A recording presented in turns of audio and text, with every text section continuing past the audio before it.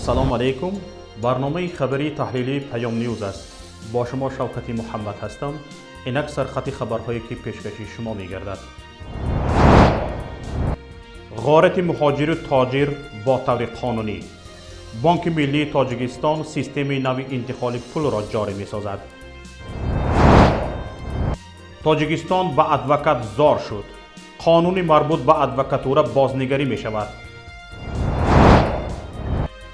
چرا تاجیکستانیان برای طبابت به هندوستان می روند؟ شرح مخصوص در این باره. بانک ملی تاجیکستان از 1 سپتامبر سیستم ملی انتقال پول را جاری می کند. بعد این سیستم های بین المللی انتقال پول از جمله سیستم های روسی تنها در حجم پیش پرداخته که به بانک ملی تاجیکستان کردند می توانند مبلغ انتقال دهند. در این باره روزنامه روسی کامرسانت خبر می دهد. بانک ملی تاجیکستان سیستم های روسی و بین المللی انتقال پول را آگاه کرده است که از 1 سپتامبر برای کار با شرکت کنندگان این بازار سیستم ملی را به راه می ماند. از آن به بعد بانک های تاجیکستان نمی توانند با سیستم های انتقال به طور مستقیم همکاری کنند. این همکاری باید توسط سیستم نوی ملی صورت گیرد. در همین حال برای همکاری با بانک های تاجیکستان تمام سیستم های انتقال پول باید در بانک ملی تاجیکستان حساب کرسپاندنتی باز کنند و انتقال تنها در صورتی در این حساب ها موجود بودن مبلغ امکان دارد. سخن از حجم برابر به بیش از 2 میلیارد دلار در سال می رود. بانک مرکزی و وزارت مالیه روسیه گفتند به زودی به حل این مسئله خواهند پرداخت، اما تا آغاز به کار سیستم نو همگی 10 روز مانده است. در بانک ملی تاجیکستان به نشریه کرسپاندنت گفتند که هدف از جاری کردن سیستم نو حفظ ثبات سیستم بانکی تاجیکستان در ساحه گردش پول، کاهش ریسک‌های عملیاتی و مصرف‌ها و شفافیت عملیات، ریشه‌کنسازی قلابی در بازار انتقال پول میباشد. طبق اطلاع منبع این اصول در هیچ کشور اتحاد دولت‌های مستقل رایج نیست و به قانونگذاری روسیه مخالفت دارد. بانک ملی تاجیکستان تصمیم گرفته است که در اصل دسترسی مستقیم سیستم های انتقال پول به بازار مالیوی تاجیکستان را منع می کند. کارشناسان تاجیک هم می گویند این کار می تواند قیمت انتقال پول را بالا برد. طبق قاعده نوی که بانک ملی جاری کرده است، سیستم انتقال پول برای آنکه در بازار تاجیکستان باقی مانند باید همان مبلغی که مثلا در دوام یک مدت معین به تاجیکستان انتقال دادند باید پیش پرداخت کنند. یعنی این بازار که 2.5 میلیارد دلار را تشکیل میکند، سیستم های انتقال پولی مجبورند که برای باقی ماندن در بازار حداقل 200 میلیون دلار پیش پرداخت داشته باشند. به تاجیکستان اصلا 3 سیستم پول انتقال میدیم و اگر حتی برابر هم تقسیم شود حدود 70 میلیون دلاری باید این سیستم به بانک به صورت حساب بانک ملی پیش پرداخت ارسال کنند. اگر در متناسباً با انتقالشان کنند شاید 100 میلیون و دیگریش مثلا 60 میلیون خیلی من همین 200 میلیون باید بین این 3-4 سیستم تقسیم شود. اصلا درآمد از انتقال پول چندان بزرگ نیست و بانک ها سیستم انتقال پول مجبور میشن که برای پوشاندن آن ضرری که از بند شدن مثلا 100 میلیون دلارشون در صورت حساب بانک ملی میرساند باید از جای دیگر رو پوشاند و این حتما از جیب مهاجر گرفته میشود و حداقل این سیستم ها قیمت انتقال پول به تاجیکستان رو 0.5% بالا میبرند. خود بانک ملی هم حتما این کار رو به خاطر گرفتن درآمد جاری کرده است و حداقل 0.5% بانک ملی هم حق خودش را برای انتقال پول خواهد گذاشت که در عموم حداقل 1% انتقال پول به تاجیکستان گرانتر میشود. اگر در حجم پولی گوییم این برابر به 250 میلیون دلار است. خود سیستم های انتقال پولی تا حال به این تصمیم بانک ملی تاجیکستان واکنش نشان نداده اند. به نظر می رسد باز در این حالت کیسه بیچاره مهاجر و تاجر خراب می شود. دانسته می شود یک نمود دیگری طلب و تاراج کردن مهاجران نانآور کشور کشف شده است. کمبود وکیلان دفاع حقوق انسان در تاجیکستان حکومت کشور را وادار به آن کرده است به قانونی که فعالیت ادوکات ها را به تنظیم می درآورد اصلاحات وارد نمایند تا شرایط بیشتر برای جلب وکیلان دفاع به میان آید. در تاجیکستان که بیش از 9 میلیون نفر اهالی زندگی می کنند، همگی 850 نفر وکیل مدافع حقوقی موجود است که برای هر 11,000 نفر اهالی یک وکیل دفاع راست می آید. این شرایط موجب شده است که در برخی از ناحیه‌های تاجیکستان حتی یک وکیل دفاع حقوقی هم باقی نماند و نزدیکان افراد بازداشت شده مجبور می شوند از منطقه های دیگری این کشور برای دفاع از حقوق فرزندان و پیوندانشان وکیل بگیرند. در سال 2014 مقامات تاجیکستان با اصلاح قانون فعالیت وکیلان مدافع در کشور اجازتنامه فعالیت بیش از 3000 وکیل مدافع حقوقی را لغو کردند که امروز نتیجه ناگوار این اقدام احساس می شود. کارافتادگان میگویند اکثر افرادی که اجازتنامه فعالیتشان به عنوان وکیل مدافع حقوقی لغو شد از منتقدان حکومت تاجیکستان بودند. با این تصمیم حکومت میخواست از حقوقدانهای آزاداندیش خلاص شود. این بود که آنها از سنجش حکومت گذشته اجازتنامه فعالیت گرفتند که در اکثر حال در مرافعه های سودی نه وظیفه ادوکات بلکه رول وظیفه یاردمچی ایبدار کننده دولتی را میبازیدند. امی اینستیتوتی ادوکاتورا در دوره شوروی هم نه اونقدر یک رولی کلان رو میبازید.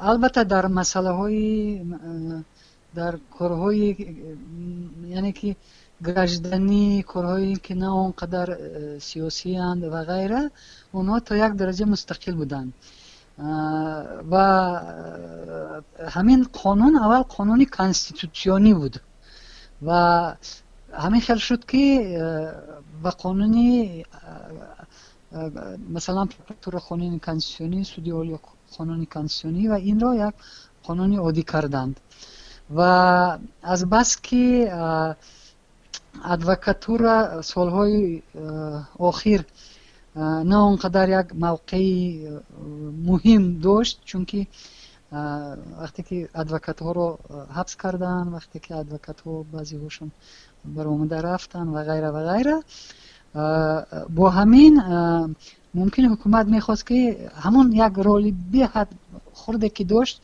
از همون هم محروم کنن اونها رو، چون که اساسا ببینید که خودی مثلا دولت به حمایت ضرور نیست چون که وای ارمیه دارد، ساختارهای قدرتی دارد و غیره و غیره. همین یگانه اینستیتوتی که انسان را حمایت میکند همین ادوکاتور است و همین را هم خواستن که با دولت مطابق کنن، یعنی که وقتی که یکی از جانشینای وزیر عدلیه تاجیکستان رئیس کمیسیون اتستاسیونی شد، ادوکاتورا همچون اینستیتوت غیر دولتی رول خود را گم کرد و از این بسیاری ها خصوصا تشکیلات های بین الخلقی، تشکیلات های غیر دولتی خودی تاجیکستان به حد ناراضی بودند.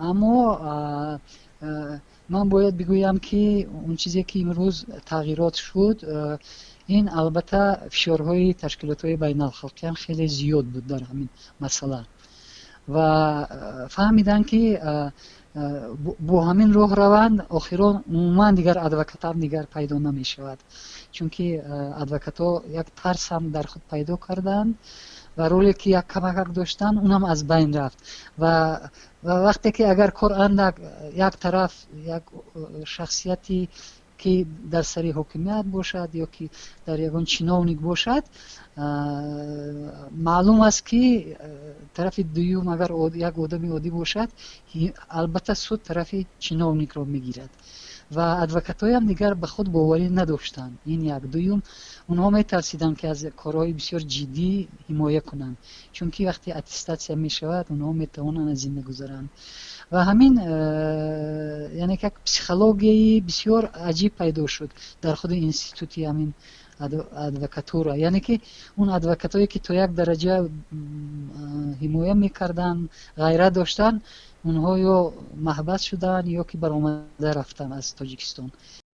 باید قید کرد که بارها شکایت ها به ما رسیده است که به دلیل کمبود وکیلان دفاع یا خود ادوکات ها، مقامات انتظامی از افراد بازداشت شده به طور خطی رضایت میگیرند که به خدمت وکیل دفاع نیاز ندارند. این حالت موجب انتقاد شدید سازمان های دیدبانی حقوق بشری بین المللی شده است. اکنون انتظار می رود با اصلاح قانون وکیلان مدافع حقوق در تاجیکستان زمینه بازگشت دوباره تعداد زیادی از این افراد به خدمت وکالت فراهم شود. هرچند در تاجیکستان ساحه طب به طور نظررس پیشرفته است، اما باز هم عده زیادی از بیماران در داخل کشور به درد خود طبیب و دوا نمی‌یابند و رو به کشورهای خارج می‌آرند. پیشتر اکثر بیماران تاجیکستان بیشتر برای طبابت کشورهای آلمان و اسرائیل را انتخاب می‌کردند و عده هم روسیه را. طوری چند سال آخر بیشتر بیمارانی که به درد خود در کشور دوا نمی‌یابند برای طبابت به هندوستان سفر می‌کنند. اکثری کارافتادگان درمانگاه و بیمارخانه‌های هندوستان و طبیبانش را ستایش می‌کنند. میگویند خدمت رسانی طبی در این کشور ارزان بوده، بر ضمن این صفت طبابت خیلی بلند است و حتی از بهترین ها در جهان می باشد.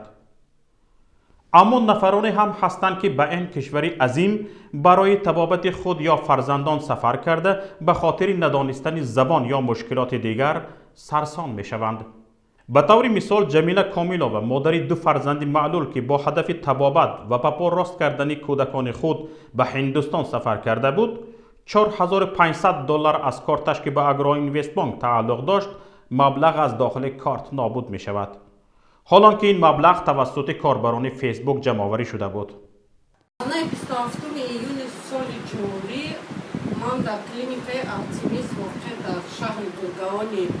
دولت هندوستان بودم و باید که مبلغ طبابت رو پرداخت میکردم.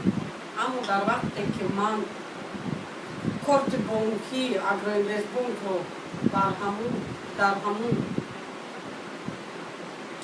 ترمینال موندم و من خبری آمد از همون ترمینال که کارت من محکم شده. اما امروزها پیدا شده اند نفران تاجیکستانی که در مشهورترین طبابتگاه های هندوستان کار و فعالیت می کنند و برای خدمت به هموطنان خود آماده هستند. بانوی تاجیک سعیده بابانیازووا مدت 3 سال است که در شهر دهلی هندوستان در طبابتگاه مشهور میدانتا همچون ترجمان کار می کند. این بانوی تاجیک میگوید هر نفری که مقصد طبابت در هندوستان را داشته باشد همچون یک دوست و هموطن خدمت خود را دریغ نخواهد داشت. خانم سعیده پولادونا حالا در خط علاقه با ما هستند. میخواهم چند سوالی که درباره طبابت در هندوستان کاربران پیام دانستن میخواهند سوال کنم.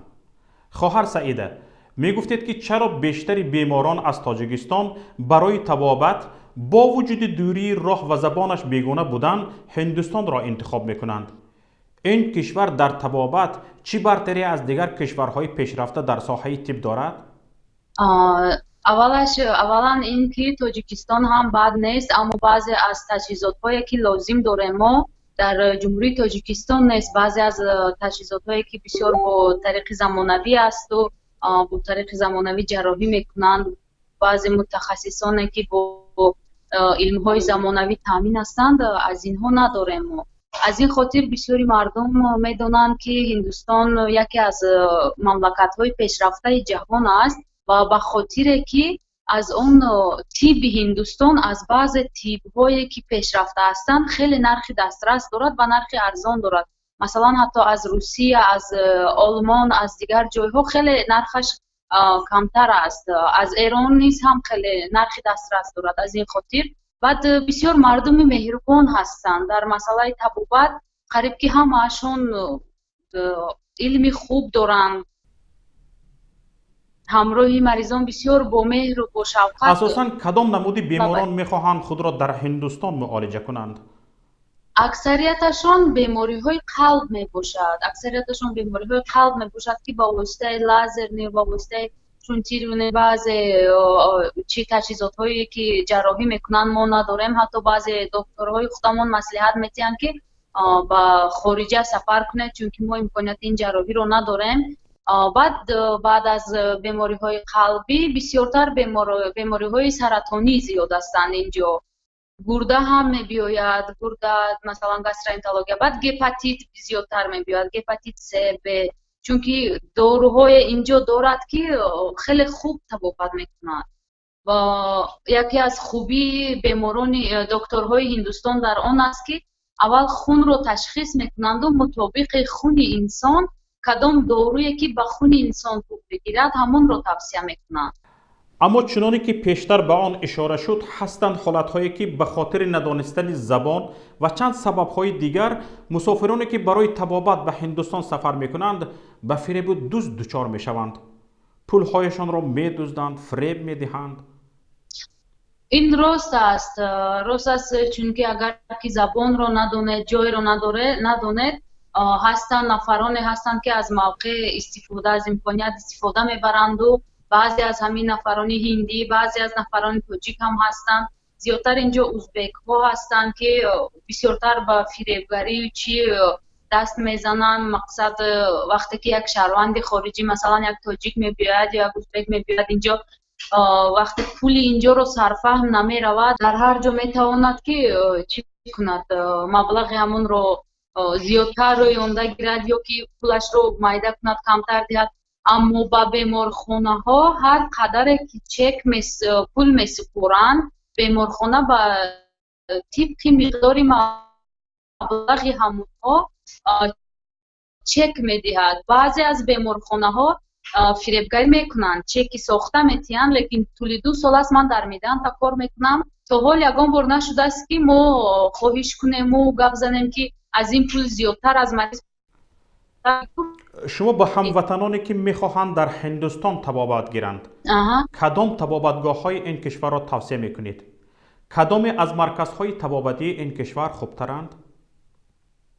من زیادتر اینجا همه کلینیک‌هاشان خوب هستند، اما برای من زیادتر میدان تا معقول شد، چون که اینجا یگان راهی فریبگری نیست، خلق را هیچ وقت فریب نمیکند و ما طبق معاش ماهانه معاش میدهد و بعد زیادتر بیمار رو دستگیری میکند. قریب که همه نمودهای بیماری رو اینجا طبابت میکنند، از جمله در مطالعه قلب در هندوستان 1 درجه است و در جهان 2 درجه است و انکولوژیاش هم بهترین انکولوژیا است. من توصیه میدادم که بیشترشون به میدان تا می اومدند یا که بعد طبق دیاگنوزی مقصد تشخیصی اون مریض می توانستیم با اون دکتری درکاری رو پیشنهاد کنیم.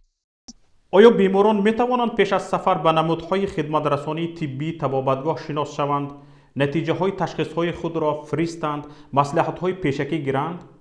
حتما اینجا بیمارخانه سایت مخصوصی خود را دارد. مریضان می توانند با اونجا تشخیص خود را پرتایند و بعضی از عکس های خود را پرتایند که در کدام حال هستند و بعضی و شکایت های خود را بنویسند. بیمارخانه با آنها مصلحت می دهد که نزد کدام دکتر روند و چقدر مبلغ می توانند با خود گرفته بیارند، حتی مبلغشان را هم میگوید. و در هندوستان یگانه بیمارخانه هست که بعد از طبابت مبلغ زیادی رو میدهد. من با شهروندان تاجیکستان میتوانم اولین درجه از ایرپورت، از فرودگاه آنها را پیشواز گیرم.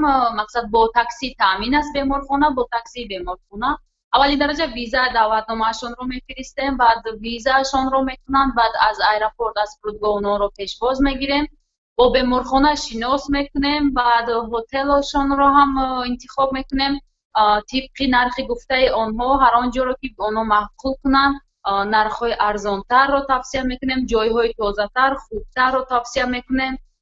و باز یک چیز دیگر است که در همین اگر با ترجمان‌های هندی و بعضی از اونها بیایند، اونها کمتر حتی در میگن مهمانخانه ها و داروخانه ها نیز حق خود را میمانند. اینجا من زیادتر کوشش میکنم که از بیمارخانه و از اپتکا هر قدر که باشد به مریضان ارزانتر دسترس شود، هم اتاق و هم داروها را تا 20% تا 50% من ارزان به آنها یافته میتوانم دهم، چون داروهای خوب هم هست. بعدا پورا بعد بیمارخانه رو امروز بیمارخانه آنها را شناس میکنیم، اگر که اینجا که معقولشان نشد بیان و دیگر جا میخوایم هرچی که مریض خواهد. نایب پرزیدنت طبابتگاه مدنت شهر دهلی هندوستان به پیام گفت که آماده است با درک مسئولیت بیماران از تاجیکستان را قبول کند و برای طبابت یافتن آنها تمام کوشش خود را خواهد کرد. السلام علیکم. سلام. I can speak little bit English, not your language. کلینیکای مدنتا نه تنها در هندوستان بلکه در مقیاس جهان یکی از طبابتگاه‌های بهترین میباشد. در این طبابتگاه بهترین متخصصان جهان کار میکنند.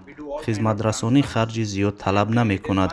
با اطمینان کامل میگویم که هر کسی طبابتگاه مدنتا را انتخاب میکند پشیمان نخواهد شد. در ما بیماران از تمام گوشه و کنار دنیا طبابت میگیرند. در طبابتگاه مدنت دپارتمنت مخصوص برای بیماران خارجی داریم که ترجمان و دیگر نمودهای خدمت رسانی علاوگی هم دارد.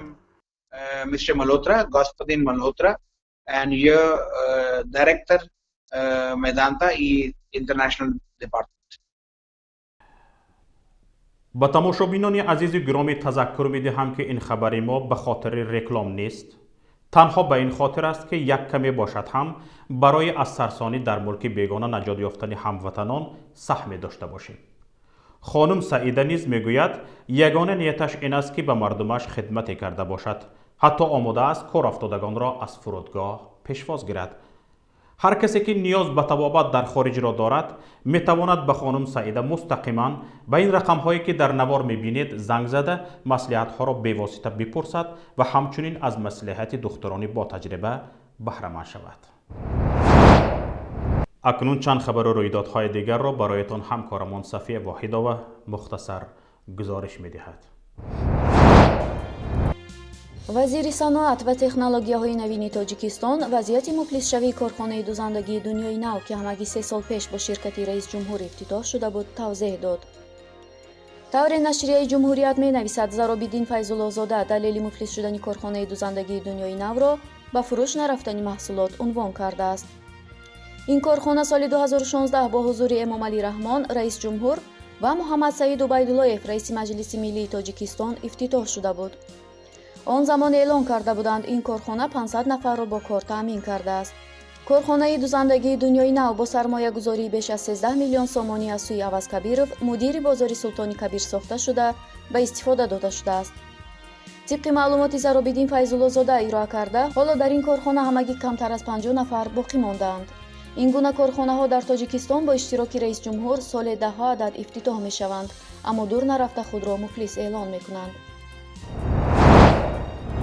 تورم یا اینفلیسیون در تاجیکستان در 7 ماه سال جاری به 4.9% رسید. تنها در ماه ایول این نشان دهنده به 0.9% برابر بود. طبق اطلاع اگنتی آمار نزد رئیس جمهور در این مدت قیمت محصولات خوراکواری و غیر خوراکی همچنین خدمت رسانی های پولکی به مردم بالا رفتند. اگنتی اطلاع می‌دهد که تورم سالانه از ایولی سال 2018 تا ایولی سال 2019 به 8.4% برابر بود. حکومت تاجیکستان نقشه دارد سال جاری تورم را در سطح 7% نگه دارد. سال گذشته طبق آمار تورم 5.4% را تشکیل داده بود. با امر امام علی رحمان رئیس جمهوری تاجیکستان در کشور بازدهی محصولات کشاورزی الهی انگور و سیب تجلیل خواهد شد. طبق این امر که روز 17 آگوست سال 2019 در سامانه پرزیدنت جی منتشر گردید، عید انگور هر سال شنبه 3 ماه آگوست و عید سیب در شنبه 3 ماه سپتامبر برگزار می شود. به مسئولان وزارت و اداره ها، مقامات اجرایی حاکمیت دولتی ولایت مختار کوهستانی بدخشان، ولایت ها، شهر دوشنبه، شهر و ناحیه ها دستور شده است که برگزاری چاره‌بینی ها را وابسته به عیدهای مذکور در مهلت های مقرر گردیده تأمین نمایند. то ҳол дар тоҷикистон идҳои асалу харбуза таҷлил мешавад. Дар назар аст иди каду ҳам таҷлил шавад. амри эълони иди ангуру себу каду дар шабакаҳои иҷтимоӣ сару садоҳоеро ба бор овардааст. ҳатто баъзе шоирони шинохтаи тоҷик номи раис ҷумҳурро бо каду иваз карда шеър ҳам гуфтанд. назарнависони зиёди раис ҷумҳурро ҳатто шоҳкаду ҳам унвон карданд. дар ҳоле ки тарафдоронаш аз ободкории Рустами Эмомалӣ дар Душанбе ҳарф мезананд, писари раис ҷумҳур ягона ободкорие ки ба нафъи мардум кардааст, пулакӣ кардааст. вуруд ба чанд боғи истироҳатии пойтахт пулакӣ шуда ин раванд идома дорад. дар ҳоли ҳозир вуруд ба боғҳои ба номи Садриддин Айнӣ, Фирдавсӣ, Умари Хайём ва боғи ботаникии пойтахт пулакӣ буда, сокинон барои ворид шудан ба онҳо бояд 2 сомонӣ пардохт кунанд. маблағ 30 тонӣ барои вуруд ба боғи истироҳатӣ аз иқдомҳои камназир дар дунё аст. аслан боғҳои истироҳатӣ аз ҳисоби буҷа бунёд мегарданд ва бунёду нигаҳдории он аз масъулиятҳои ҳукумат назди шаҳрвандон маҳсуб мешавад. ба назар мерасад иқдомҳои ободкоронаи шаҳрдори Душанбе барои ба даст овардани фоида гирифта шуданд. Шералӣ Раҳмонов, мудири шуъбаи ободонии шаҳри Душанбе, ба радиои Озодӣ гуфтааст: боғҳо низ бояд манфиат биёранд, вақте фоида оварданд аз ҳисоби худ нигаҳдорӣ мешаванд ва ин ба буҷет ёрӣ мешавад. корбарони шабакаҳои иҷтимоӣ аз ин иқдоми шаҳрдорӣ ба ғазаб омада навиштаанд: вуруд ба Душанберо ҳам пулакӣ кунед. با همین برنامه امروزی پیام نیوز به نهایت خود رسید. امیدواریم برنامه‌های رادیویی ما و مطلب‌های ما را پیگیری می‌کنید. هر که آماده همکاری با ماست و شاهد حادثه و رویداد می‌شود، لطفاً به رقمی که در نوار می‌بینید زود تماس بگیرید. در حالت به ما رسانیدن معلومات مهم، مخفی نگاه داشتن حیثیت شما کفالت داده می‌شود. در حفظ الله بمانید. خیر تا روزی دیگر.